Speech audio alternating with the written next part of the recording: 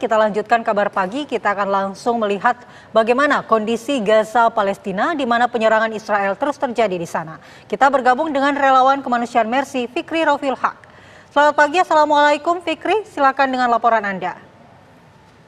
Waalaikumsalam warahmatullahi wabarakatuh. Selamat dini hari waktu Gaza, Mas Ijul dan juga Mbak Andi Kumala. Memang sampai pada hari ini Israel juga belum menghentikan serangan ke berbagai wilayah yang ada di jalur Gaza. Bahkan Israel terus melakukan serangan demi serangan ke berbagai titik yang ada di jalur Gaza, baik dari Gaza Utara, Gaza City, maupun di Gaza Tengah sampai di Gaza Selatan itu sendiri. Dan hari ini sudah memasuki hari ke-312 hari genosida yang dilakukan oleh pihak Israel, di mana dalam 24 jam terakhir Kementerian Kesehatan Palestina merilis bahwa ada 32 orang yang syahid dan juga 88 orang lainnya mengalami luka-luka akibat serangan Israel beberapa jam dalam 24 jam terakhir, sehingga mengakibatkan banyaknya korban jiwa dan korban luka-luka yang terus berjatuhan setiap hari, setiap jam, bahkan setiap menitnya. Warga sipil selalu menjadi target sasaran Israel dan selalu menjadi target pemboman yang acak yang dilakukan oleh pihak Israel terhadap masyarakat Palestina yang ada di jalur Gaza. Dan korban jiwa sejak 7 Oktober lalu sampai hari ini dari update Kementerian Kesehatan Palestina menyentuh angka 39.929 orang yang meninggal, dan juga korban luka-luka menyentuh angka 92.240 jiwa, di mana sekali lagi 74% dari korban tersebut adalah anak-anak dan juga perempuan. Seperti yang saya katakan tadi, bahwa memang bukan hanya saja di Gaza Utara, Gaza City, namun di Gaza Tengah dan juga di Gaza Selatan, seperti di Gaza Tengah di kota Nusairot ataupun kota Deir Bala menjadi target sasaran Israel, dan juga di kota Khan Yunis dan juga kota Rafah di Gaza Selatan juga terus menjadi target sasaran Israel sejak 7 Oktober lalu. Bahkan dalam 10 terakhir saja Israel melakukan pengeboman terhadap 7 sekolah dan juga tenda-tenda pengungsian, sehingga mengakibatkan lebih dari 180 orang meninggal. Bahkan yang terbaru yang beberapa waktu lalu terjadi, Israel mengebom masyarakat Palestina yang sedang melaksanakan sholat subuh di sekolah At-Tabi'in yang ada di timur kota Gaza, sehingga mengakibatkan lebih dari 100 orang meninggal seketika akibat pengeboman sekolah tersebut. Dan memang bom ini juga bukan hanya saja dari pihak militer Zionis Israel, namun bom juga ini datang dari sekutunya, yaitu dari Amerika Serikat, di mana memang Presiden Joe Biden juga telah mengirim lebih dari 20 miliar dolar Amerika Serikat untuk memfasilitasi senjata ataupun bom untuk Israel untuk membombardir jalur Gaza.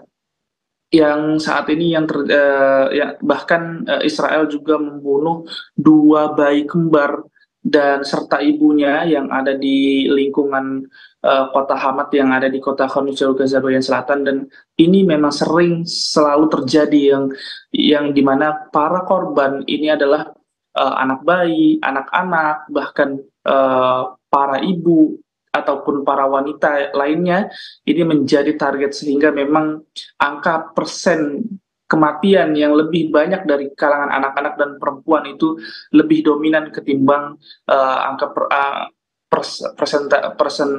persen yang dialami oleh baik laki-laki maupun para warga dewasa lainnya.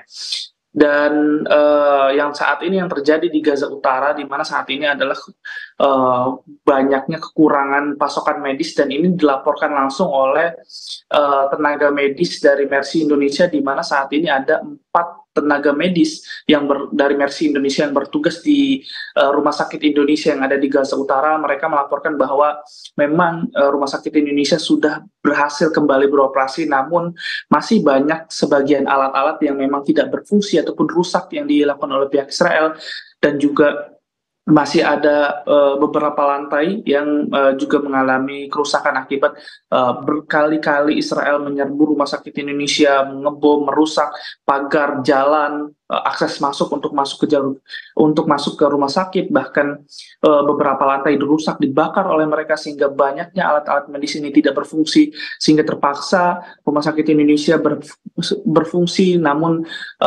tidak banyak yang bisa mereka lakukan. Dan dari 4 tenaga medis dari Mercy Indonesia yang bertugas di sana pun mereka melaporkan banyak terjadi ketika mereka sedang melakukan operasi untuk merawat korban-korban di sana, kekurangan daya listrik sehingga mengakibatkan mereka harus melakukan operasi dengan senter HP dengan keadaan darurat dan keadaan yang sangat-sangat darurat. Dan memang saat ini kelangkaan untuk bahan bakar, maksudnya daya listrik di sana juga belum mumpuni untuk mengoperasikan rumah sakit selama 24 jam terakhir.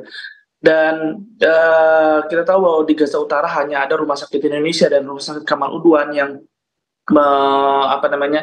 menerima korban-korban yang dilarikan ke rumah sakit yang ada di Gaza Utara, dan ini juga memang belum cukup untuk baik dari alat-alat medis maupun tenaga medis, masih kurang yang ada di Gaza Utara untuk menangani korban-korban yang ada di sana. Sementara yang terjadi di Gaza City adalah, atau di kota Gaza juga, Israel melarang masuknya gas sehingga masyarakat harus terpaksa masak makanan mereka dengan kayu bakar dan lain sebagainya. Bahkan selama 97 hari terakhir atau 97 hari berturut-turut Israel melarang pasokan bahan pokok untuk masuk ke Gaza City dan juga Gaza Utara, sehingga saat ini terjadi kelaparan yang begitu hebat baik di kota Gaza maupun di Gaza Utara itu sendiri. Sementara di Gaza Tengah ini serangan yang paling intens baik di kota Nusairot maupun di kota Deir Balah ya.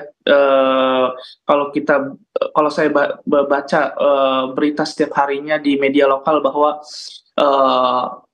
serangan ini sangat intens di Gaza Tengah, baik yang seperti saya sebutkan di kota Nusairot maupun kota Deir Balah.